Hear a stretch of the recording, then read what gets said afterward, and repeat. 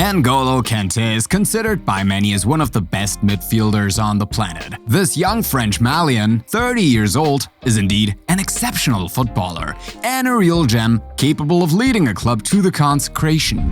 But it is necessary to know that the fabulous Ngolo comes back from far, and that his life course was not a long quiet river, but a tumultuous torrent where he had to swim against the current. The Chelsea star was born in poverty and almost complete destitution, and we can say that life has not done him any favors. But thanks to his talent and perseverance, Ngolo Kante has become one of the richest footballers of his generation, with a fortune of over 28 million euros.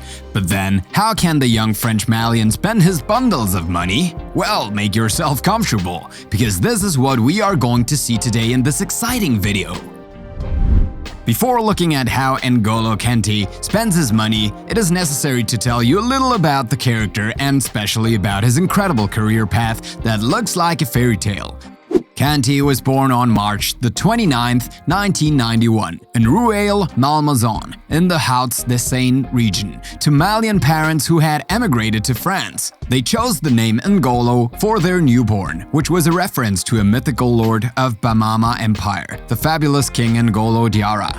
But even though he bore the name of a powerful ruler of the past, little Ngolo Kante was not a spoiled young prince. The Kanté family, which included 9 siblings, certainly did not live in opulence. The father worked as a simple garbage collector, and his meager salary was hardly enough to feed everyone. The family could only manage to make ends meet thanks to social assistance and the mother's intermittent work as a cleaning lady. The atmosphere was not always rosy in the small apartment of the Kantés, located in the Geraniums district. But the large family knew how to cope with the harshness of life, and despite their almost total indigence, the Kantés knew how to feed their children with love and fresh water.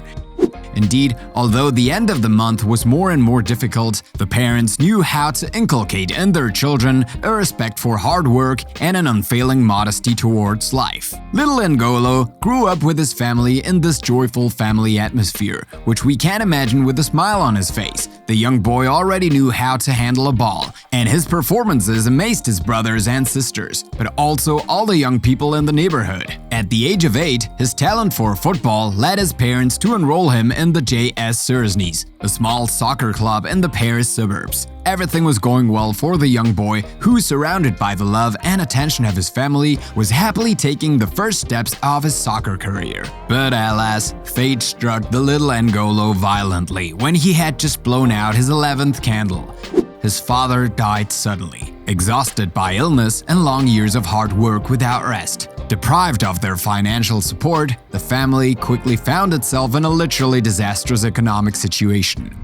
The role of head of the family fell to little Ngolo, who nevertheless assumed it without reluctance, despite all the heavy responsibilities that would weigh on his frail shoulders. At the age of 11, the young boy started looking for a job that would bring him enough money to support his large family. The one who would later become one of the richest sportsmen in the world then set out to collect garbage in order to sell it to recycling factories. Little Ngolo spent his free time roaming the streets and boulevards of Paris, looking for pieces of junk and other metals that he could then sell to a scrap dealer. This business was certainly not going to make the Kantés rich, but the little money he managed to make allowed him to fill the fridge and the cupboards, much to the delight of his mother and his brothers and sisters.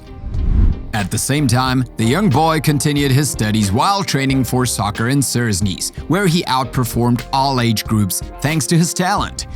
However, the future world champion did not attract much attention from the big clubs, who considered his size too small to play for the pros. The little Ngolo will therefore remain almost invisible on the field, despite his remarkable style of play and his great determination on the field. He will play for almost 10 years in this small obscure club, without ever having the opportunity to show his true abilities, and in an almost total anonymity. But this was not to last, because Ngolo Kanté's destiny was to change once again, but this time in the right direction. Indeed, during his last season in the promotion of honor at Suresnes, the young boy will shine with a wild brilliance on the field, and will score no less than 10 magnificent goals.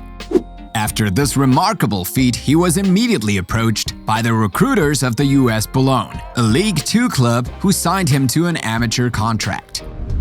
His ease with the ball and his dazzling techniques made the young boy the new star of the Boulogne club, which quickly turned him into a professional. The career of little Ngolo was thus launched on the heads of wheels, and very quickly, other French and European clubs started to turn around him.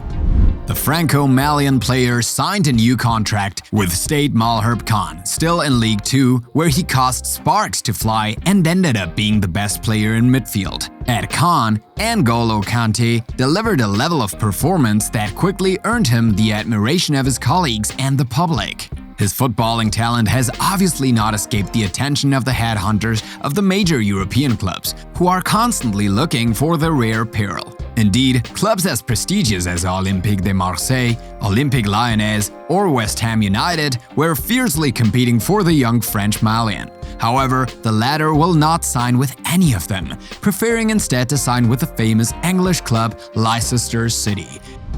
It must also be said that the financial motivation was the strongest, since this transfer did not bring less than 8 million euros to the Stade Malherbe, the largest transfer in the history of this club. For the little Ngolo and his family, the time of garbage collection and difficult ends of the month was long gone. The young Franco-Malian earned enough money so that he and his family never had to sleep on an empty stomach, and his wages only grew exponentially.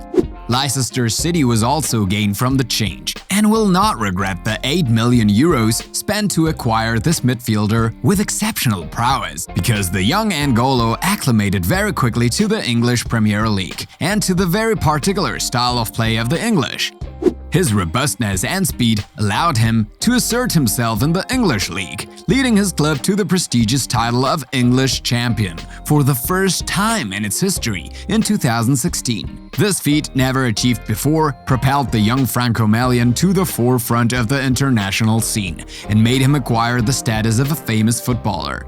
The one who was still playing incognito a few years before was now called by the French team to be part of the selection as a starter. But the real consecration was going to come from England, as the fiery midfielder was going to be recruited by one of the most emblematic clubs in the world. Ngolo Kante signed with the Blues of Chelsea for a juicy contract of more than 38 million euros, excluding bonuses of course. A real social, sporting and financial success for the young French-Malian, who used to collect garbage to support his family. Because at Chelsea, the young man was going to let explode all his talent and his incredible soccer abilities, so much so that he will arouse the admiration of the greatest English glories of the round ball. Ngolo Kante will embark Chelsea towards a real soccer epic, with many titles and records, each more prestigious than the last.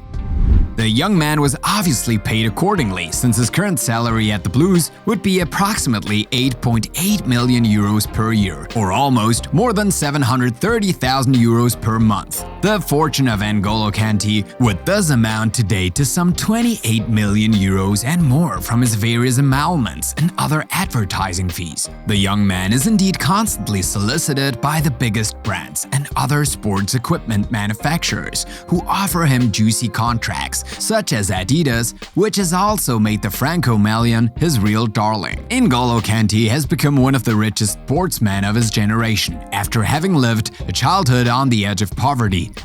So, like most footballers in their prime, he could have spent his money wildly in order to recuperate the years of poverty he had suffered. He could have bought a Lamborghini or even a Bugatti Veyron and put solid gold rims on it if he wanted.